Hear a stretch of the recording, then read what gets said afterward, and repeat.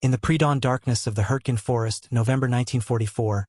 where the fog rolled so thick it felt like breathing wool, Private First Class Daniel Mercer crouched behind a shattered oak stump with his M1903 Springfield and realized he was fighting blind. The mist wasn't the clean white stuff of morning meadows back in Montana. This was industrial fog, born from rain-soaked earth meeting frozen air, carrying the smell of pine sap and cordite and something worse he didn't want to name. Visibility had collapsed to maybe 15 yards on a good moment, 10 most times, and sometimes he could barely see his own hands when he held them out. The German patrol was out there. He'd heard their boots squelching through mud 20 minutes ago, heard the low guttural consonants of their conversation, heard the metallic click of a machine gun being repositioned. But hearing wasn't enough when you needed to thread a bullet through air currents you couldn't see, past trees you couldn't count, into a target you could only imagine. Mercer was 23 years old, a hunter's son from Kalispell who'd grown up reading wind and grass waves and cottonwood shimmer, who'd been taught by his grandfather to watch for mirage on hot days and feel for breeze direction on his cheek. But all that training assumed you could see something, and the fog had stolen sight entirely. His spotter, Jimmy Rask from Pennsylvania, had been evacuated 2 days prior with trench foot so severe his toes had started turning black, which left Mercer alone on this god-awful ridge with orders to interdict German movements through the forest corridor while his company regrouped 300 yards back. The problem wasn't marksmanship. He'd qualified expert, could put 5 rounds in a fist-sized group at 300 yards on the range. The problem was that in fog all the rules changed. Wind didn't behave. You couldn't see mirage shimmer to judge air movement. You couldn't see leaves fluttering or grass bending. The fog pressed down like a wet blanket, and underneath it the air moved in strange currents, swirling around tree trunks, funneling through gaps in the canopy, creating eddies and vortices that would grab a bullet mid-flight and push it 6 inches left or 8 inches right, enough to turn a perfect shot into a miss that smacked harmlessly into a tree. He'd already wasted 4 rounds yesterday trying to hit a German who'd been standing still. Actually standing still, presenting the easiest target imaginable, and all 4 shots had vanished into white nothing with no impact he could confirm. The Germans had laughed. He'd heard that, their laughter rolling through the fog like they were ghosts mocking him. His lieutenant had been clear. The fog was supposed to be their friend, concealing their positions, but it was concealing the enemy too, and more effectively because the Germans were moving with confidence, using the weather like they owned it.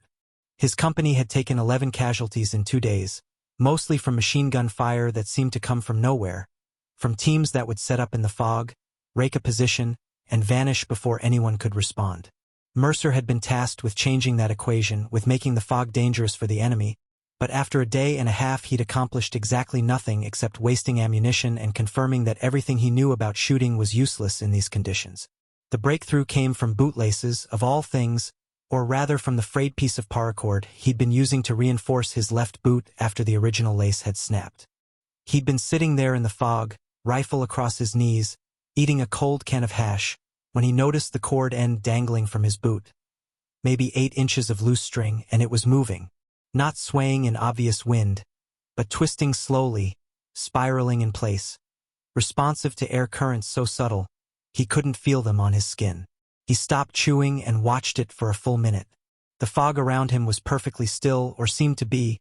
but the string was definitely turning, clockwise, then pausing, then counterclockwise, reacting to micro-movements of air that were invisible to his eyes and imperceptible to his face.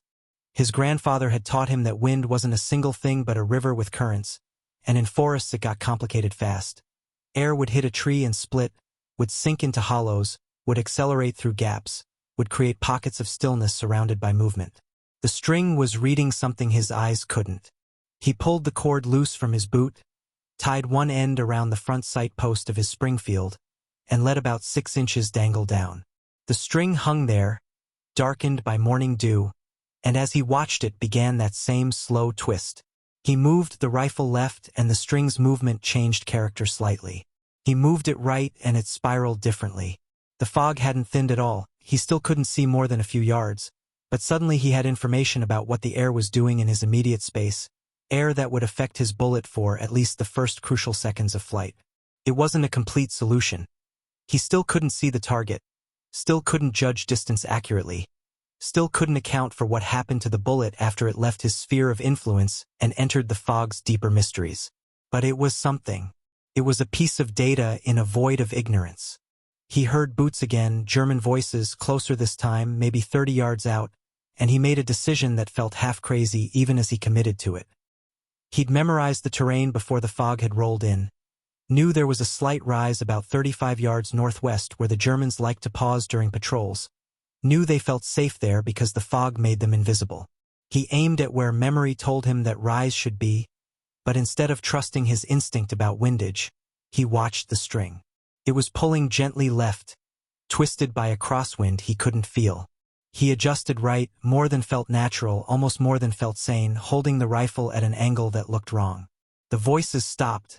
Someone was standing still. He breathed out slowly, let his heart settle into the space between beats, and squeezed the trigger. The Springfield kicked, the shot cracked flat and strange in the fog, and for a long second there was nothing, just white silence, and then he heard it. A heavy sound, unmistakably a body hitting earth, and then shouting, confused shouting, German voices yelling for a medic, and the beautiful chaos of an enemy who had no idea where the shot had originated because the fog had swallowed the muzzle flash and distorted the sound. He'd hit someone. After 2 days of futility, he'd threaded a bullet through impossible conditions and connected with a target he'd never seen. The Germans returned fire, but in the wrong direction. Their rounds snapping through trees 20 yards to his left, and Mercer stayed frozen, not even breathing loud, watching his little piece of string slowly twist in the air. Over the next 4 days, as the fog persisted with stubborn permanence, he refined the technique into something approaching science. He added a second string, this one longer, about 10 inches, attached to the scope mount because he noticed that strings of different lengths responded to wind differently. The shorter one caught immediate surface currents while the longer one showed slightly deeper air movement, and by comparing them he could build a more complete picture of what was happening in his shooting. Environment. He learned that in rain, which came frequently, the strings became more sensitive because water droplets would load them down and exaggerate every tiny movement, turning subtle wind into obvious motion. He learned that just after dawn, when temperature inversions were strongest, the strings would show completely different readings at rifle height versus when he lowered the gun toward the ground, revealing vertical wind shear that would affect bullet drop in ways he'd never considered. He learned to wait, sometimes for 20 minutes or more, watching the strings until their movements settled into patterns he could read, learning the language they spoke. The kills accumulated with strange inevitability. A German machine gun team set up in the fog, confident in their invisibility, and he heard them arranging ammunition belts, heard the gun's tripod legs being adjusted, and he aimed toward the sounds with the strings telling him to compensate hard right for a crosswind channeling through a gap in the trees. The first shot took the gunner, the second shot, fired 6 seconds later while the strings showed the same pattern, took the assistant gunner, and by the time he fired the third the remaining Germans were running, crashing through brush in panic, firing wildly at nothing. A patrol moving along a trail he'd memorized, their discipline loose because they believed the fog protected them, and he worked through them methodically, one every 3 or 4 minutes, waiting for the strings to show consistent air movement before each shot, and they couldn't locate him, couldn't even determine a general direction because the fog bent sound around trees and swallowed it in weird ways. He heard them calling to each other, heard the fear creeping into their voices, heard them abandon their route and flee back the way they'd come. A German officer. He knew it was an officer because the voice was giving commands, trying to organize a counter-sniper effort, and that was maybe the most satisfying kill because he heard the man ordering his troops to search the fog, heard him demanding they find the American sniper, and then Mercer let the strings settle and put a round through where the voice was coming from and the commands stopped mid-sentence. The Germans started calling him Der Nebelgeist, the fog ghost, or at least that's what one prisoner told an intelligence officer later, said that whole squads were refusing to patrol when the fog was thick, said there were rumors of an American who could shoot through solid white, who never missed, who appeared and disappeared like smoke. The truth was less mystical. Just a Montana farm kid who'd figured out that wind doesn't disappear in fog, it just hides, and who'd found a way to make it visible again with bootlace and observation. The psychological effect became almost more valuable than the casualties. German movements through that sector slowed dramatically. Patrols that used to pass through every few hours became rare. When they did come, they moved fast and fearful, talking in whispers, and they'd abandoned their casual confidence entirely. Mercer would hear them arguing before entering the fog zones, hear younger soldiers refusing to go first, hear sergeants having to threaten and cajole. One patrol actually turned back completely. He heard them approach, heard them stop at the fog line where the mist thickened, heard a heated discussion in German, and then heard them retreat. The fog had become weaponized territory, and he was the weapon. His company commander came up once, crawling through the mud to Mercer's position, and asked how he was doing it, how he was getting kills in conditions where nobody should be able to hit anything, and Mercer showed him the strings. The commander stared at them for a long moment, these two pathetic pieces of frayed cord dangling from the rifle, and said, "You figured this out yourself?" And Mercer nodded, and the commander just shook his head and said, "Don't lose that rifle," which wasn't exactly praise but was acknowledgement. They didn't publicize it, didn't write it up as some innovation to be shared, because the fog wasn't everywhere and the technique was so specific to these exact conditions that it probably wouldn't translate to other theaters or other weather, and also because explaining that one private had been stopping German patrols with bootlace would make the Army's extensive training apparatus look somewhat foolish. By Mercer's private count, verified only by his own certainty about which shots had connected, he hit 41 Germans over 6 days of fog, though official records would list it vaguely as enemy casualties during reduced visibility operations, without attribution to any individual. Some were kills, some were wounds, he had no way to know for certain, but he heard the impacts, heard the sounds that followed, and he trusted his judgment. The 41st came on the 6th morning, when the fog was finally starting to break up, becoming patchy instead of solid, and he could see shapes moving in the white, actual visual targets instead of remembered positions and hoped for geometry. It was almost disappointing how easy it became when sight returned. How ordinary. The final German was a scout, moving carefully through thinning mist, and Mercer watched him appear and disappear as fog patches drifted, watched his strings showing a tricky sidewind that was gusting and inconsistent, waited through 3 opportunities because the wind wasn't stable, and finally on the 4th appearance, when the strings showed a momentary calm, he took the shot and the scout dropped, and that was that. The fog lifted fully by noon, burned off by weak November sun, and Mercer could see the forest clearly for the first time in a week. It looked different than he remembered, smaller somehow, less mysterious, just trees and mud and the ordinary debris of war. He found 3 bodies he'd shot at ranges he'd estimated wrong. One man had been only 20 yards away when Mercer had guessed 35, which meant his bullet had been dropping faster than expected and he'd accidentally compensated correctly. Another had been 50 yards out when he'd thought 40, but a helpful crosswind had carried the round onto target anyway. Luck and physics had collaborated in ways he hadn't understood in the moment. He untied the strings from his rifle, wound them around his fingers, and put them in his breast pocket, though he wasn't sure why he was keeping them. They were just trash, frayed pieces of cordage with no intrinsic value. Maybe evidence that improvisation mattered more than doctrine, that observation beat training, that the solution to impossible problems sometimes came from noticing what moved when everything seemed still. His grandfather used to say that hunting wasn't about being the best shot but about being the most patient watcher, about understanding that the world was always telling you things if you paid attention, and the old man had been right in ways that turned out to matter in a German forest 7,000 miles from Montana. Mercer rotated off the line that afternoon, replaced by another sniper team who arrived with proper equipment and confident attitudes, and he didn't tell them about the strings because the fog was gone and probably wouldn't return like that, and anyway the technique felt personal, like something that had worked for him specifically because he'd discovered it himself, had tested it himself, had trusted it when trust was hard. Back at the company position, someone asked him how many he'd gotten and he said. The briefing room at Jagdgeschwader 27 smelled of cigarette smoke and cold coffee, and the laughter that filled it that morning in early 1944 carried the confidence of men who had seen hundreds of American bombers fall from the sky over 3 years of air combat across North Africa, Sicily, and the Italian peninsula. Men who had survived when so many of their comrades had not, who wore their Iron Crosses and Knight's Crosses with the casual pride of professionals who had mastered their deadly trade. A Luftwaffe intelligence officer pinned photographs to the cork board, grainy reconnaissance images of P-51 Mustangs with their tails painted bright red, taken by a high-altitude reconnaissance aircraft over the Adriatic, and when he explained in clipped, formal German that these aircraft were flown by Negro pilots from an American experimental squadron based somewhere in southern Italy, the laughter grew louder and more derisive, echoing off the wooden walls of the converted farmhouse that served as their operations center. One pilot, an ace with 16 kills painted beneath his cockpit in neat white silhouettes representing the bombers and fighters he had destroyed, shook his head slowly and stubbed out his cigarette in an ashtray already overflowing with butts, the smoke curling upward in lazy spirals. "They send us children now," he said in German.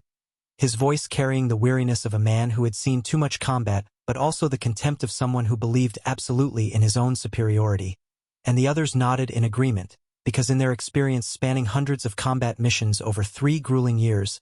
green American pilots broke formation at the first sign of trouble, panicked when the flak grew heavy and turned the sky into a maze of exploding metal. And these new pilots, they assumed with absolute certainty based on nothing but prejudice and propaganda, would be worse than green. They would scatter at the first burst of cannon fire, chase easy kills to pad their individual scores and abandon their bombers to the mercy of the Luftwaffe, and the Focke-Wulfs and Messerschmitts would do what they always did when bomber formations were left unprotected.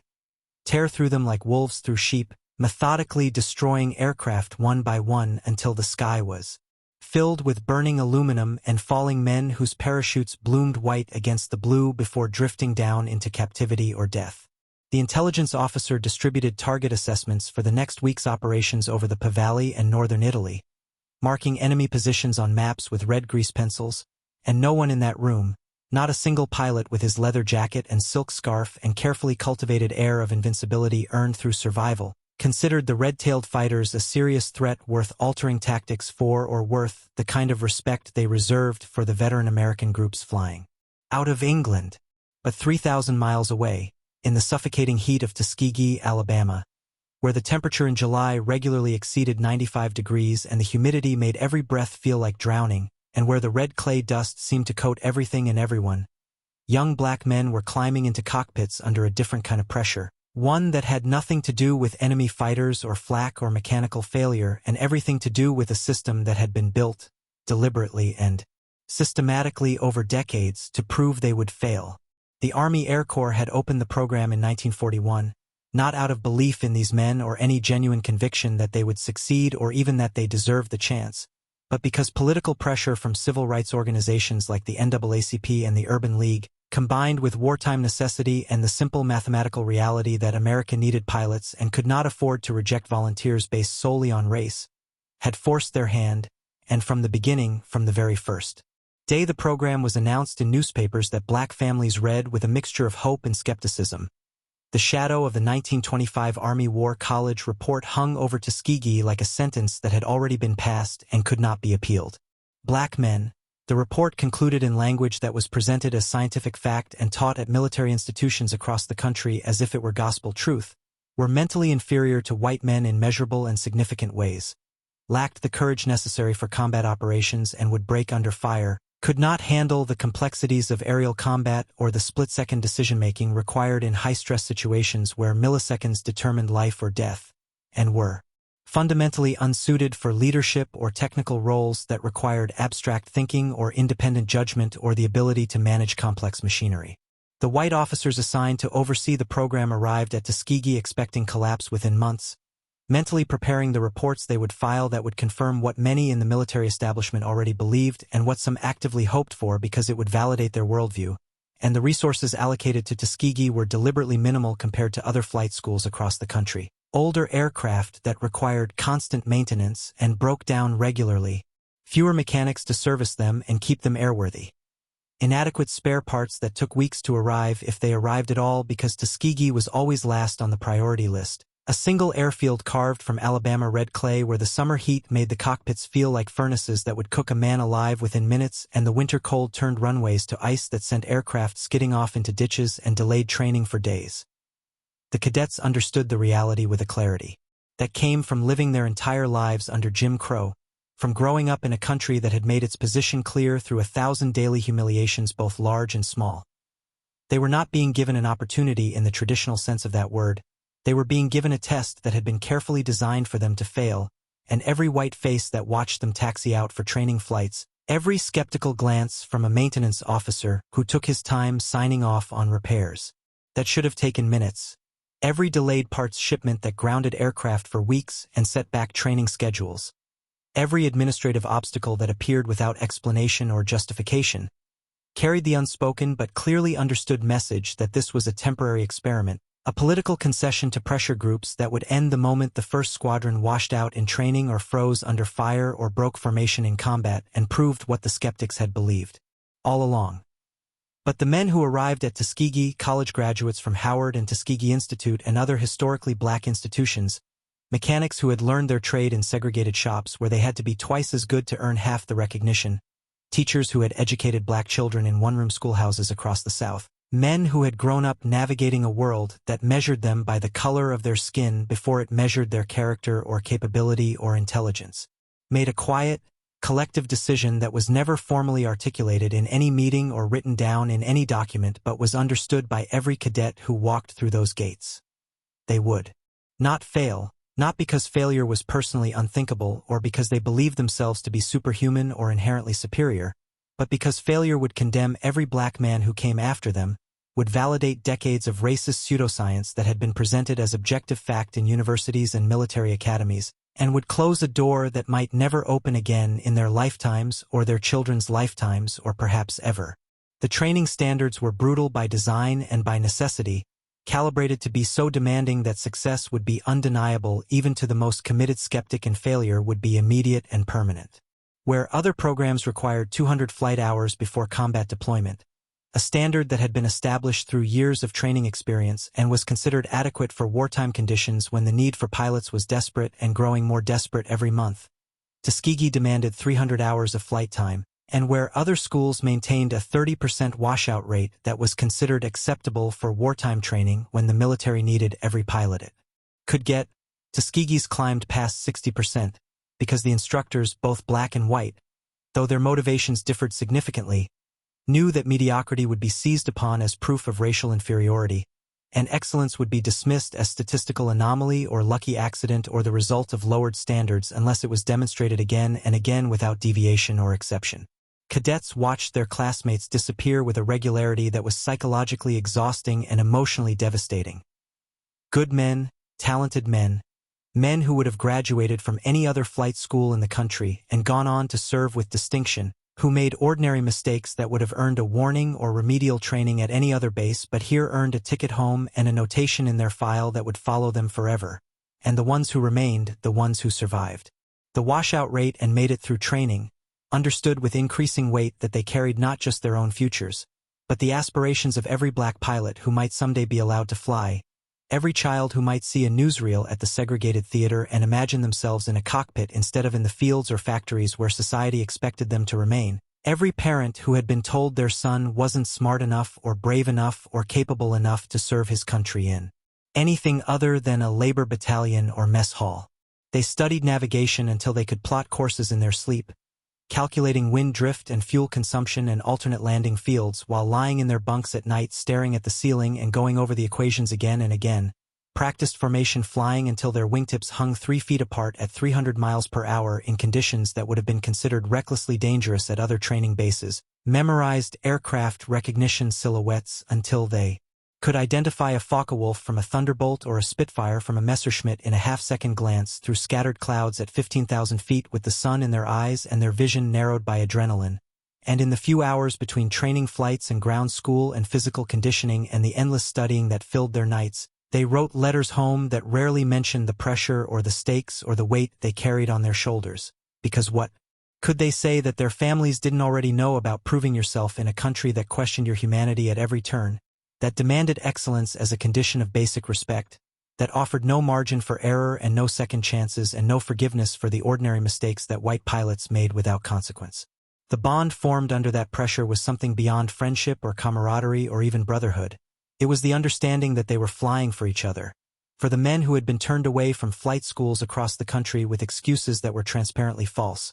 for the porters and janitors and sharecroppers and factory workers who would never have this chance but whose children might if these men succeeded, for the children who would watch newsreels and see pilots who looked like them and understand that the limitations they had been taught were lies constructed to maintain a system of oppression. And when the first squadron deployed to North Africa in April 1943, flying across the Atlantic in stages and landing at airfields where they were often met with hostility or indifference, they carried that bond into combat like armor that was more protective than any steel plating. The 99th Fighter Squadron arrived in theater flying P-40 Warhawks,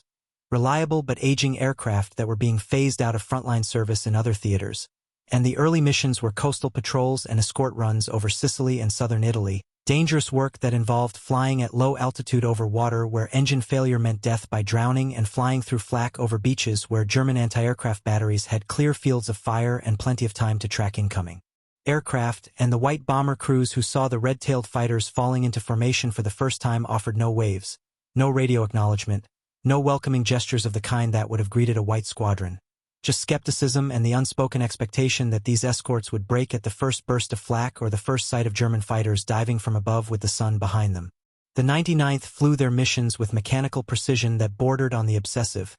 maintaining position regardless of weather or visibility or mechanical problems that would have justified breaking formation at other squadrons. Calling out bandits with calm radio discipline, even when the adrenaline was pumping and the tracers were filling the air like deadly fireworks. Coordinating with bomber groups who often ignored their transmissions or responded with thinly veiled contempt or simply maintained radio silence as if the red tails didn't exist or didn't matter, and when they returned to base after each mission, landing their P-40s with the careful precision of men who knew they were being watched and judged. White officers examined the mission reports with magnifying glass intensity, looking for patterns of failure.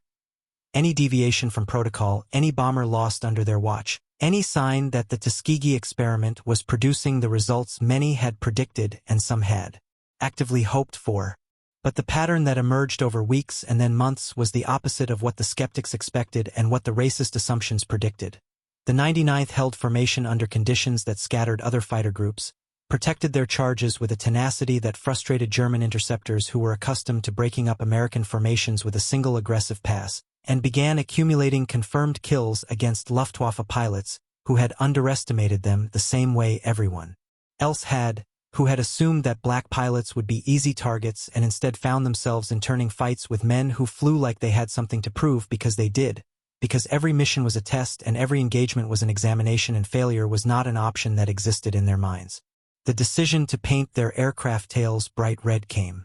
initially from a practical need, visual identification in the chaotic three-dimensional combat environment where split-second recognition meant the difference between holding fire and shooting down a friendly aircraft, where the margin for error was zero and mistakes were paid for in blood. But it became something else over time, a signature that bomber crews began to recognize and, eventually, to request specifically for their missions deep into enemy territory. By late 1943, the 332nd Fighter Group had joined the 99th in Italy, operating from a base at Ramitelli on the Adriatic coast, and they were flying the longer-range P-51 Mustang, one of the finest fighter aircraft of the war with its distinctive profile and impressive performance envelope, and the Red Tails were escorting B-17 Flying Fortresses and B-24 Liberators on deep penetration missions into Germany,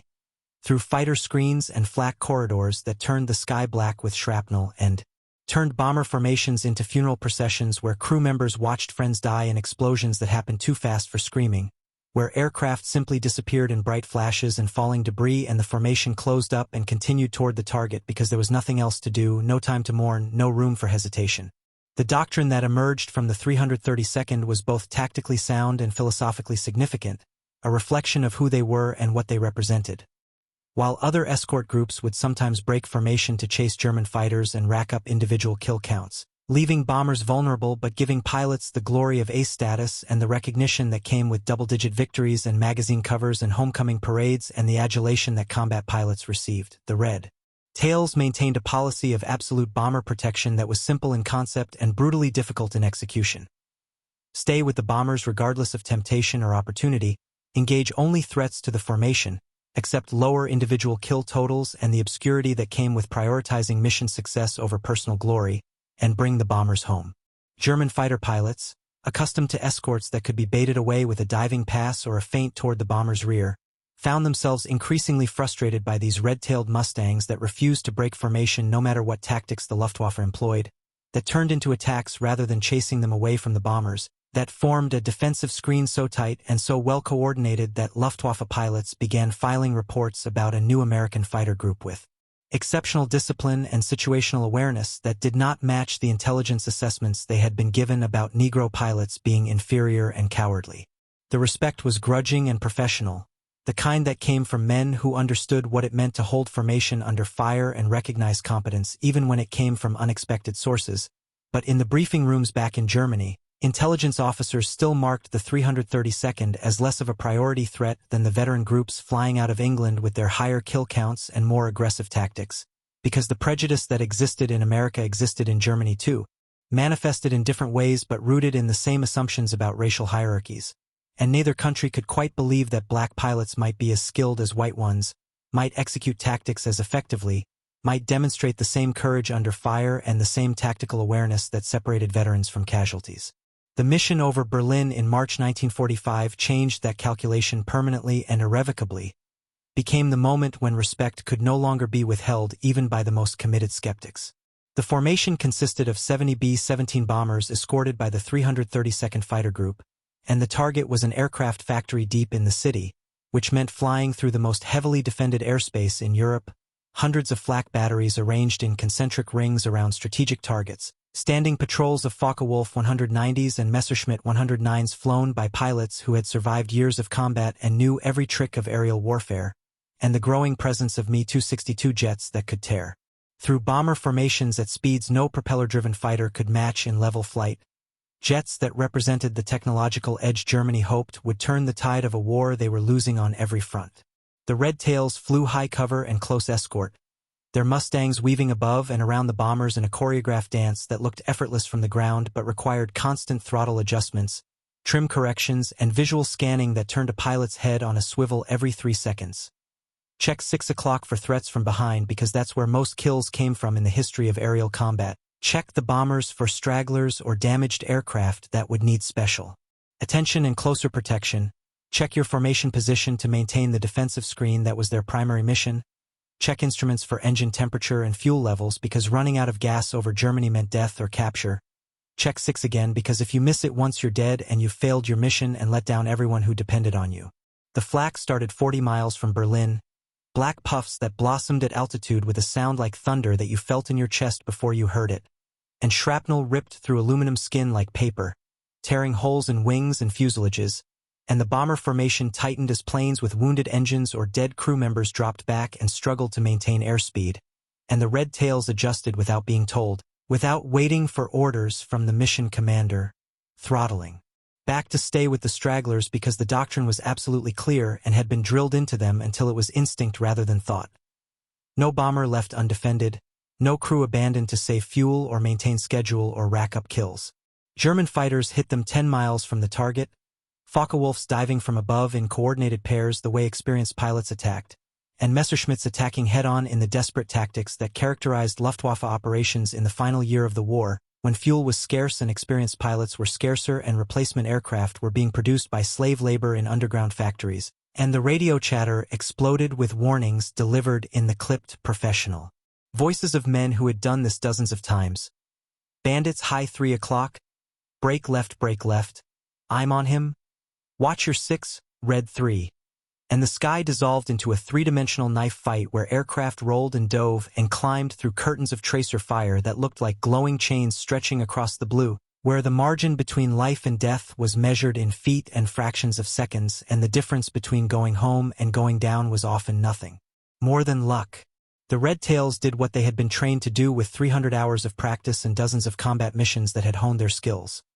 They turned into the attacks instead of away from them, presenting a more difficult deflection shot to the Germans, fired short disciplined bursts when they had a clear shot and the proper deflection angle calculated instinctively, and forced the German fighters to break off or die, and several made the wrong choice and paid for it with their lives. A Focke-Wulf made the mistake of pressing an attack too long, following a damaged bomber through a descending turn, and Captain Wendell Pruitt put a 2-second burst through its engine cowling that sent it spinning toward the city below, trailing black smoke and leaving a corkscrew contrail that marked its path. But Pruitt didn't chase it down for visual confirmation of the kill that would add to his personal tally. He climbed back to rejoin the formation because there were still bombers to protect, and the mission was not over, and individual glory meant nothing compared to mission success,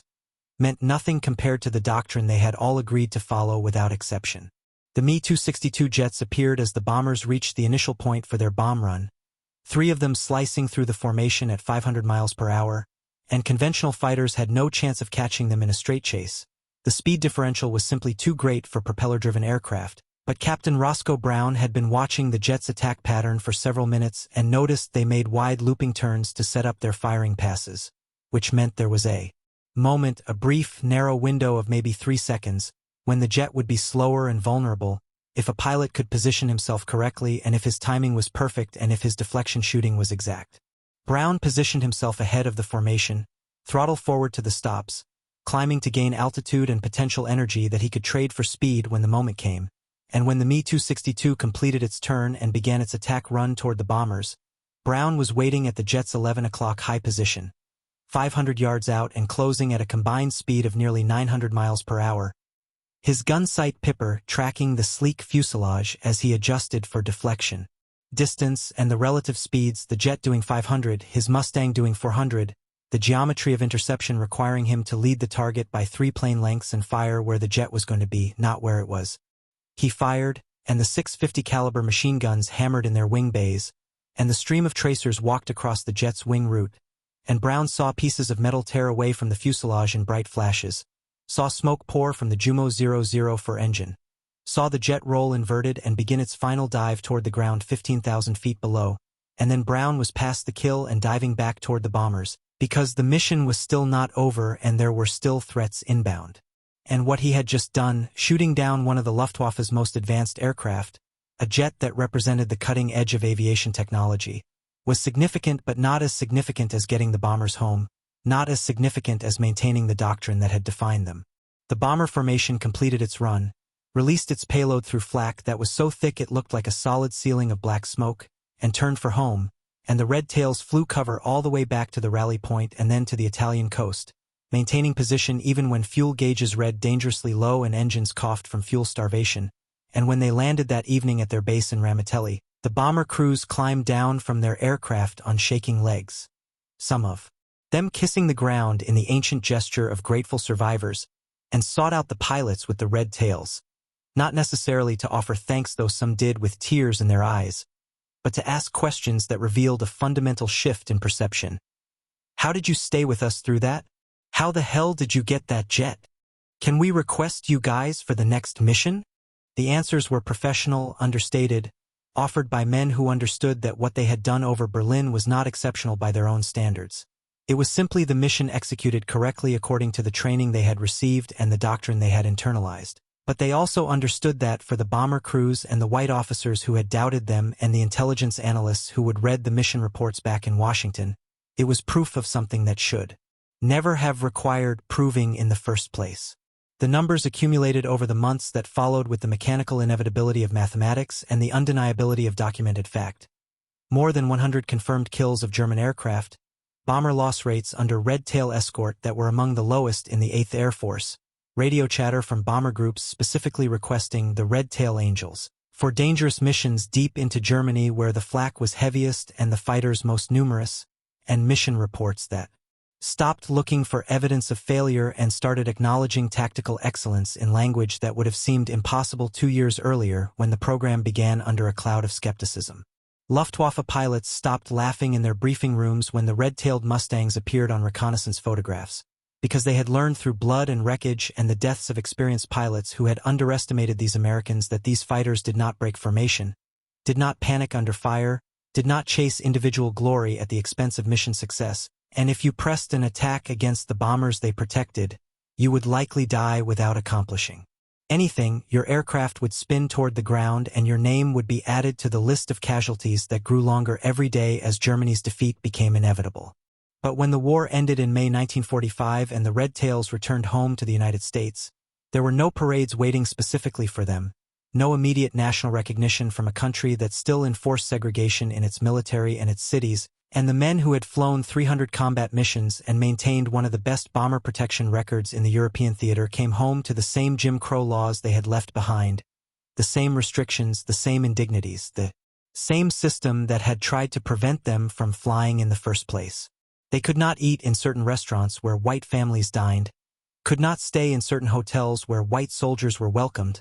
could not vote in certain states without facing intimidation or violence from people who resented their service, and the commercial airlines that were hiring white pilots by the hundreds throughout 1945 and 1946 as they transitioned from military to civilian aviation would not hire them, because talent and courage and confirmed kills over Berlin and the respect of German fighter pilots who had tried to kill them did not change the color of their skin, and the system that had tried to prevent them from flying in the first place was not ready to acknowledge what they had accomplished or what it meant for the assumptions that had governed American society for generations. The recognition came later, decades later in some cases, when historians examining mission records found the patterns that had been overlooked or deliberately ignored by contemporary observers who could not see past their prejudices. When bomber crews who had survived the war told their children and grandchildren about the pilots with red tails who had saved their lives and never left them undefended even when it would have been easier to chase kills and earn personal glory, when the Air Force officially acknowledged the 332ND's combat record in ceremonies that felt like apologies delivered too late to the men who had died without receiving the medals they earned through valor under fire, when President Truman integrated the military in 1948 and opened the door that Tuskegee had already proven should never have been closed in the first place, when children who had never seen a black pilot learned about the red tails in history classes and understood that excellence was not determined by race but by skill, discipline, and the refusal to accept limitations imposed by prejudice and ignorance. The men of the 332nd did not spend their post-war years demanding recognition or harboring public bitterness about the injustices they had endured. They became teachers, mechanics, businessmen, civil servants, fathers who told their children that you do not wait for the world to grant you respect. You earn it through performance that cannot be disputed and cannot be explained away by those who would rather not acknowledge it. And when they gathered for reunions in the decades that followed, in hotel conference rooms and VFW halls where they wore jackets covered in patches and pins, they did not talk much about the injustice of returning home to segregation or the bitterness of fighting for a country that did not fully accept them. They talked about the missions, the formation flying, the friends they had lost over Germany and Italy, the close calls they had survived through skill or luck, and the quiet pride they felt in having done the job so well that even the people who wanted them to fail eventually had to acknowledge they had succeeded beyond any reasonable measure. They did not win the argument on paper because the paper had been written decades before they climbed into their first cockpit, and the assumptions baked into that 1925 Army War College report were older than any of them, rooted in systems of belief that had survived generations and would survive generations more despite all evidence to the contrary. But they won the argument where it mattered most. In the sky at 25,000 feet under fire, with German fighters diving through flak and bomber crews watching their instruments tick down fuel levels and counting the minutes until they could turn for home, the Red Tails held formation, engaged threats, protected lives, and flew their missions with a level of excellence that no report could deny and no prejudice could explain away, one mission at a time.